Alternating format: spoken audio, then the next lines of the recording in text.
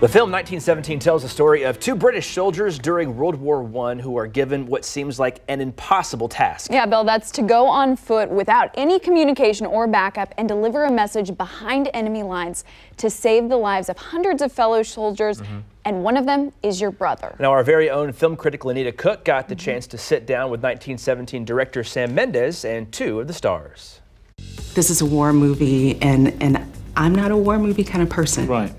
And I kind of fell in love with 1917. How did you make it do that? Look, it's not a conventional war movie. When I look at it, I see my son. And, you know, I think of it with a different perspective. You know, when I was making American Beauty and Road to Perdition, I looked at it through the eyes of the children in the movie, looking up at the adults. Now it's the other way around. And I love the fact that these are 2 amongst 2 million, that there's nothing particularly special about these men. That what's special about them is revealed gradually during the course of the movie, that if they're heroes, they're accidental heroes.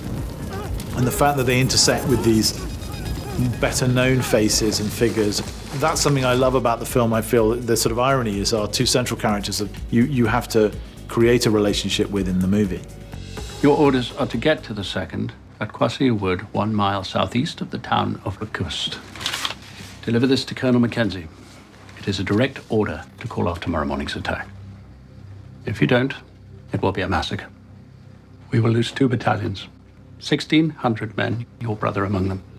What struck me about the 2 of you guys, you have incredible resumes. In terms of your career, as well as meeting the demands that everybody's talking about, like technical prowess that it took to execute 1917, talk to me about the stamina and the discipline. Yeah, I mean, it was hard to film, you know, with every department.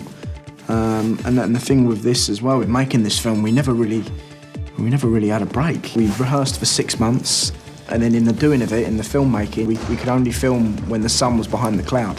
And then when the sun would come out, we couldn't film, but we'd still use that time to rehearse. You know, on a normal filming day as well, we'd turn up, we'd rehearse 20+ times before we even start putting it on camera. So it was exhausting, but, you know, it was what it was. It was the most kind of collaborative experience with everyone.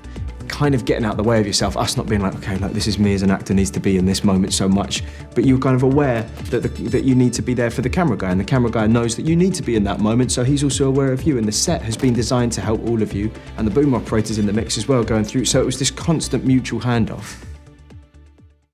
And Lonita is not done yet. Just a few minutes, she's going to join us here on set. We'll check out her interview with one of the screenwriters from 1917 as well. Can't wait for that.